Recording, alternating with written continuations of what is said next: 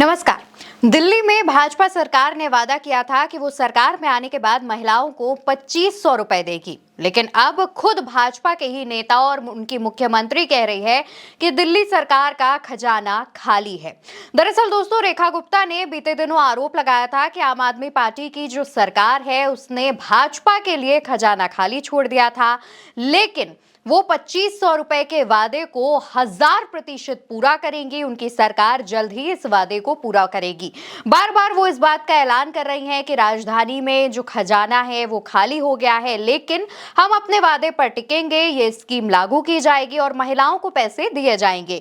इस पर लगातार आम आदमी पार्टी की पूर्व मुख्यमंत्री आतिशी भी पलटवार कर रही हैं। आतिशी लगातार कह रही हैं कि भाजपा सरकार बहाना ना बनाए, जो स्कीम के लिए वादे किए गए हैं उसको पूरा किया जाए। लेकिन दोस्तों, लगातार ये बात सामने आ रही है कि दिल्ली सरकार पर कर्जा बढ़ गया है, दिल्ली का खजाना खाली है और इस बात का ऐलान खुद ही रेखा गुप्ता भी कर रही हैं। लेकिन यहां पर बड़ा सवाल यह है कि अगर खजाना खाली है तो इसको लेकर के अभी तक दिल्ली सरकार ने क्या किया है।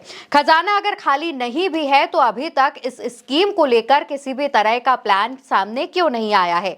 लगातार प्रधानमंत्री नरेंद्र मोदी ने भी अपनी जनसभाओं में वादा किया था कि वो पहली किश्त 8 मार्च को जारी करेंगे। अंतर्राष्ट्रीय महिला दिवस के अवसर पर महिलाओं के खाते में पहली किश्त जाएगी 8 मार्च को। अब ज्यादा समय नहीं रह गया है, लेकिन महिला समृद्धि योजना के 2500 रुपए देने के वादे पर अभी तक कोई भी प्लान नहीं बनाया गया है।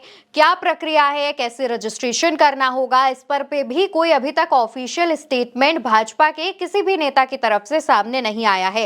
हालांकि बीते दिन मनोज तिवारी ने यह कहा था कि 8 मार्च से रजिस्ट्रेशन का जो प्रोसेस है वो शुरू होगा, यानी कि 8 मार्च से प्रोसेस शुरू किया जाएगा, ना कि 8 मार्च को महिलाओं के खाते में 2500 रुपए आएंगे। अब दोस्तों, यहां पर लगातार खजाने को लेकर बातें की जा रही हैं। कहा जा रहा है कि खजाना खाली है। लगातार भाजपा आम आदमी पार्टी सरकार पर निशाना साध रही है। दूसरी तरफ आम आदमी पार्टी सरकार कह रही है कि उनकी तरफ से खजाना खाली नहीं छोड़ा गया है, बल्कि दिल्ली का जो रेवेन्यू है वो भी बढ़ाकर भाजपा सरकार को सौंपा गया है। अब आप ये समझ लीजिए कि दिल्ली का जो बजट है वो 77,000 करोड़ का बजट है।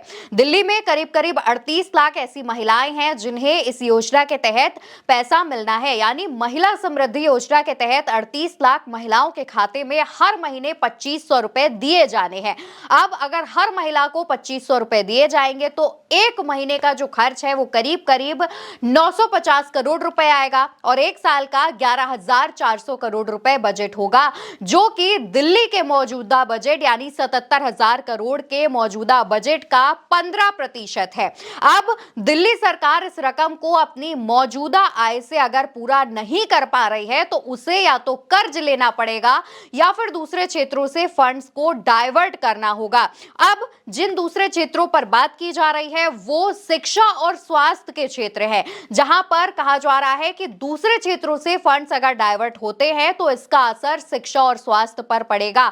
शिक्षा और स्वास्थ्य दोनों महत्वपूर्ण विभाग है। अगर इनका फंड्स महिलाओं को दिया जाएगा तो शिक्षा और स्वास्थ्य का जो फंड है उसमें कटौती की जाएगी, यानी कि वो सुविधाओं में कटौती होगी और अच्छी तरीके से जनता को सुविधा नहीं मिलेगी। यानी कि दिल्ली सरकार में पूरी तरीके से भाजपा जो तमाम वादे लेकर आई थी वो वादे अभी तक जमीन पर लागू नहीं किए गए हैं। दिल्ली में अगर महिलाओं को 2500 रुपए दिए जाएंगे तो इसका असर शिक्षा और स्वास्थ्य के फंड्स पर पड़ेगा और साथ ही साथ दिल्ली और ज्यादा कर्जे में डूबती चली जाएगी। लेकिन दूसरी तरफ लगातार रेखा गुप्ता आतिशी पर निशाना साध रही हैं। रेखा गुप्ता लगातार ये कह रही हैं कि खजाना खाली मिला है, तो अगर खजाना खाली मिला है तो उसका सबूत रेखा गुप्ता की तरफ से क्यों नहीं दिया जा रहा है? क्योंकि आम आदमी पार्टी लगातार ये बोल रही है कि खजाना खाली नहीं है, बल्कि हमने उसमें रेवेन्यू बढ़ाकर आपको सौंपा है।